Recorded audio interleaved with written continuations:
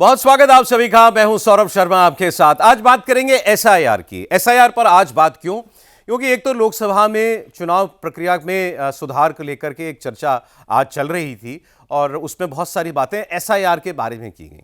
SIR ये शब्द कब हम लोगों ने सबसे ज्यादा सुनना शुरू किया? बिहार के चुनाव से पहले, जब इलेक्शन कमीशन ने एसआईआर मतलब स्पेशल इंटेंसिव रिवीजन, विशेष सघन पुनरीक्षण अभियान, वोटर लिस्ट का वो अभियान शुरू किया।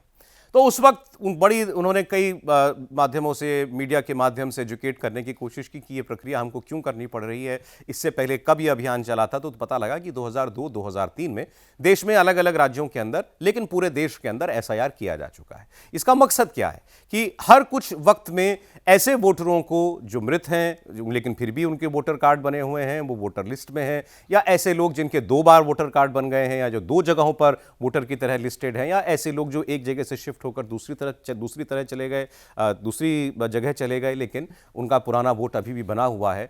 ऐसे सारे के सारे बोगस वोट्स को एक तरीके से चिन्हित करना और उनको हटाना और वोटर लिस्ट का शुद्धिकरण करना।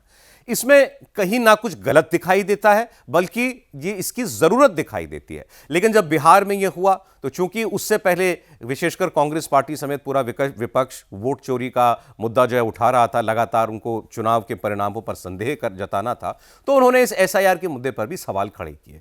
सुप्रीम कोर्ट में बहस हुई, सुप्रीम कोर्ट में चर्चा चलती रही। उसमें यह बहस हुई कि आधार को मान लिया जाए एक प्रमाण पत्र के तौर पर, या न मान लिया जाए, या एसआईआर में कहीं कोई पात्र व्यक्ति छूट ना जाए, जबरदस्ती जो व्यक्ति जीवित है उसको मृत में ना दिखा दिया जाए। ऐसी बड़ी सारी आशंकाएं वहां पर विरोधी दलों ने और जो पेटिशनर्स थे उन्होंने रखी। लेकिन सुप्रीम कोर्ट ने सबकी सुनवाई करने के बाद यह कहा कि दस्तावेजों में आधार शामिल कर भी लिया जाए तो भी यह नहीं कहा जा सकता कि एसआईआर की जरूरत देश को नहीं है।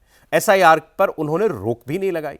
एसआईआर हुआ, लाखों वोटरों के नाम कटे, लाखों वोटरों के नाम जुड़े भी, और बिहार का चुनाव हुआ। बिहार के चुनाव के नतीजों के बाद लेकिन एसआईआर की रट अभी भी विपक्षी खेमानी लगाई हुई है। राहुल गांधी ने आज ही कहा है कि जितने चुनाव भारतीय जनता पार्टी जीती है ये सब चोरी से जीती है, ये सब इलेक्शन फ्रॉड से जीती है, और एसआईआर में वोट जिस तरीके से वोटर लिस्ट बनाई जाती हैं उसमें फर्जी नाम जोड़े जाते हैं, असल हमारे जो वोटर हैं, खासकर विपक्ष के जो वोटर हैं, उनके नाम काटे जाते हैं। इलेक्शन कमीशन ये बीजेपी की मदद के लिए करता है। इलेक्शन कमीशन कॉम्प्रोमाइज हो चुका है और बीजेपी चुनाव वोट चोरी से वोट हासिल करके जीतती है।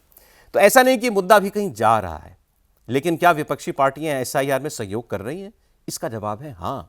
जिस राज्य में भी चुनाव हुआ वहां पर हर पार्टी ने एसआईआर में अपने बीएलएस के जरिए, यानी अपनी पार्टी कार्यकर्ताओं के जरिए, लोगों के वोट बनवाए भी और नजर भी रखी कि इसमें कहीं कोई फर्जी वोट तो नहीं जुड़ रहा है।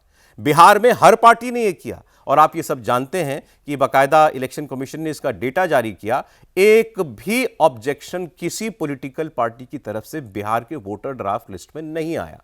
मतलब जो लोग वैसे शोर मचा रहे हैं एसआईआर के खिलाफ, उन्हें जमीन पर एसआईआर की कार्रवाई में कहीं कोई गड़बड़ी दिखाई नहीं दी। लिखित तौर पर कोई आपत्ति चुनाव आयोग के सामने न कांग्रेस ने, न राजद ने, न लेफ्ट ने, किसी विपक्षी पार्टी ने नहीं दर्ज की।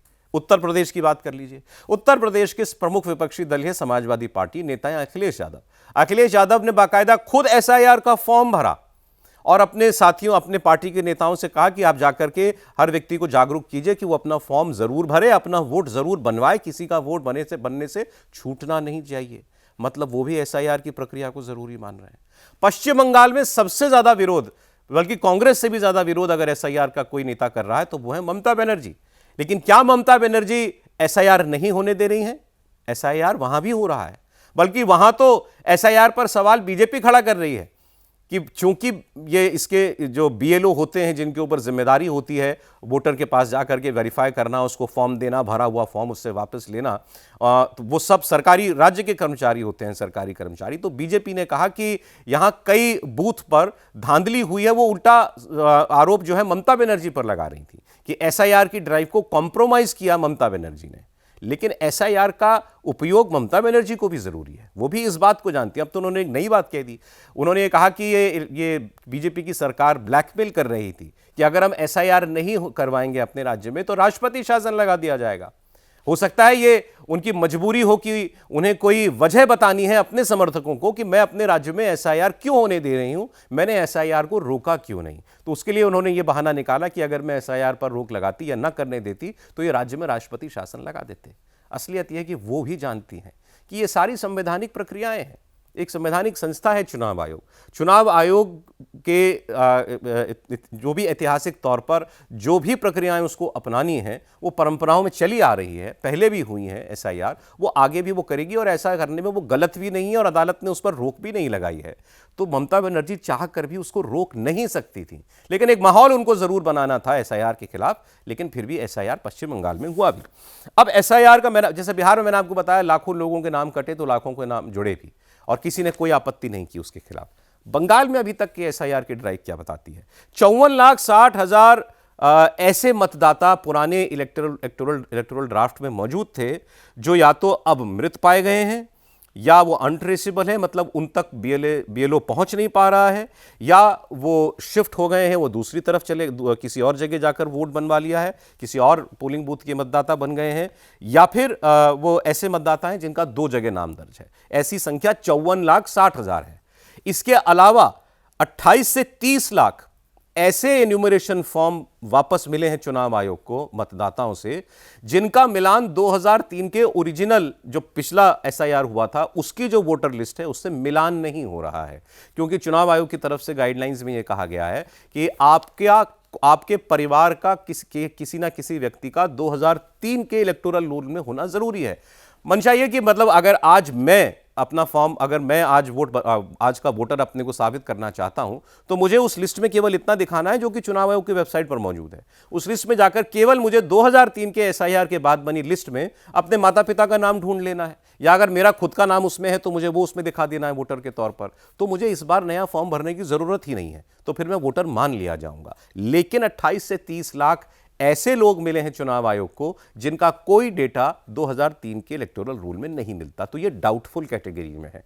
तो वो जो 54,60,000 थे जिनका वोट तो पक्का कटना है, उसमें इस 28 से 30 लाख में से इसमें से भी काफी नाम उसमें शामिल हो सकते हैं। मतलब पश्चिम बंगाल में एसआईआर का जो फाइनल ड्राफ्ट आएगा, मुमकिन है कि उसमें अभी की तुलना में 70-80 लाख वोट कम हो, और ये बिहार से भी ज्यादा बड़ा आंकड़ा होगा। हो सकता है कि उस वक्त इस पर शोर मचाया जाए, लेकिन क्या बिहार में चुनावी राजनीतिक दलों ने नहीं किया, कोई आपत्तियां दर्ज नहीं कराई चुनाव आयोग के पास, क्या बंगाल में टीएमसी कराएगी? क्या कांग्रेस पार्टी या लेफ्ट पार्टियां वहां की एसआईआर में कहीं कोई कमी खोज पाएंगी? अगर खोज पाती हैं, उसकी शिकायत करती हैं तो बहुत अच्छी बात है, ये एक जागरूक राजनीतिक दल की पहचान होगी। लेकिन अगर बिहार की तरह बंगाल में भी कोई शिकायत एसआईआर की ड्राइव में नहीं मिलती और चुनाव आयोग के पास कोई कंप्लेंट नहीं दर्ज की जाती, तो इसका मतलब क्या कि आप खामखा शोर मचा रहे थे। जो ड्राइव चल रही है पूरे देश के अंदर, और जहां भी इस वक्त जो विपक्षी पार्टियां, मतलब गैर बीजेपी पार्टियां जो जिन राज्यों में सत्ता में हैं, उनको इसकी आशंका जरूर भर दिखाए रखनी है, लेकिन जानते वो भी हैं कि ये चोरी मुमकिन नहीं है। चोरी मुमकिन क्यों नहीं है? क्योंकि ये चोरी अगर करनी है तो आपको लाखों लाख सरकारी कर्मचारियों को अपने पक्ष में करना पड़ेगा, मतलब उनको चोरी करने के लिए मजबूर करना पड़ेगा। और वो कर्मचारी किसके हैं? राज्य सरकार के। और वो राज्य सरकार कौन चला रहा है? आप उसके शासन में, जैसे यहां पर ममता बनर्जी हैं। इसीलिए कहना बड़ा आसान है कि वोट चोरी हो रही है। ये बात अब बिल्कुल साफ है कि वोट चोरी प्रत्यक्ष रूप से की नहीं जा सकती है। अब आपको बता दें, उत्तर प्रदेश में एसआईआर ड्राइव के साथ साथ एक और बड़ा विशेष अभियान चल रहा है। वो है बांग्लादेशी रोहिंग्याई घुसपैठियों को पकड़ने का, चिन्हित करने का और पकड़ने का। और 17 अलग अलग जगहों पर, अलग अलग शहरों में उसके लिए बाकायदा डिटेंशन सेंटर बनाने का काम शुरू किया जा चुका है, जिसमें हजारों ऐसे घुसपैठियों को रखने का प्रावधान होगा, उसकी क्षमता होगी।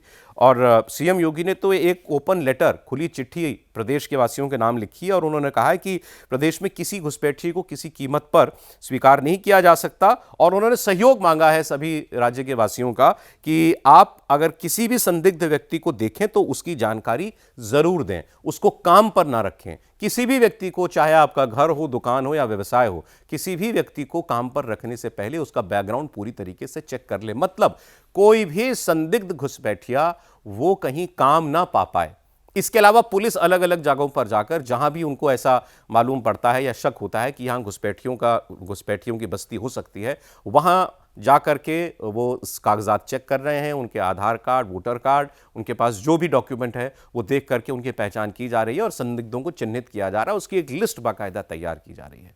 तो जैसा प्रधानमंत्री ने कहा और लाल किले से भी कहा था कि घुसपैठ और डेमोग्राफी एक बड़ा मुद्दा है और एक डेमोग्राफी मिशन भी देश के अंदर बनाया जाएगा। और उसके बाद आपने देखा खास तौर पर जिन जिन राज्यों में बीजेपी की सरकार है वहां पर ऐसे घुसपैठियों को पकड़ने के लिए विशेष अभियान चलाया गया। वो इस वक्त उत्तर प्रदेश में बहुत तेजी के साथ चलाया जा रहा है और इसके साथ साथ चूंकि एसआईआर हो रहा है तो इस अभियान में ज्यादा गति मिलेगी या इस अभियान को फायदा पहुंचेगा एसआईआर की मुहिम का, क्योंकि एसआईआर में भी ऐसे घुसपैठियों की पहचान की जा पाएगी और हो सकता है पुलिस और इलेक्शन कमीशन मिलकर ऐसे घुसपैठियों की कोई लिस्ट जो है वो तैयार कर सके। अगर नहीं कर रहे हैं तो करना चाहिए। दोनों ड्राइव्स का, दोनों मुहिम का एक साथ चलना ज्यादा फायदेमंद होगा।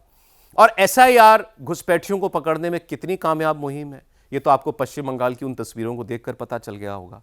एसआईआर बंगाल में हो रहा है, ये खबर भर से घुसपैठिए बांग्लादेश बॉर्डर की तरफ भागने लगे, खुद बताने लगे कि हम अवैध रूप से किस जरिए, कैसे, कब भारत में दाखिल हुए थे और हमने यहां आकर कैसे अपने कागज भी बनवा लिए। किसी के पास आधार है, किसी के पास पैन है, किसी के पास वोटर आई कार्ड भी है, कोई वोट डाल भी चुका है।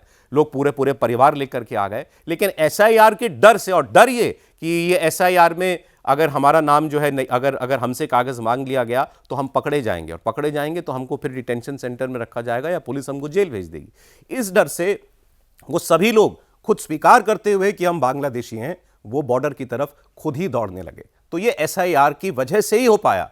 तो अब भी अगर कोई व्यक्ति कहता है कि देश में एसआईआर की क्या जरूरत है तो फिर उसको समझाया नहीं जा सकता, क्योंकि जो आंखों से दिख रहा है उसको भी कोई न माने तो इसका कोई इलाज नहीं है। देश में एसआईआर जरूरी है।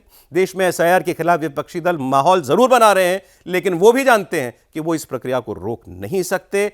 एसआईआर होगा, उसके बाद ही देश में अब कोई अगला चुनाव होगा। ये बात सब जानते हैं और सबसे बड़ी बात, ये जरूरी है, इसमें कुछ गलत नहीं।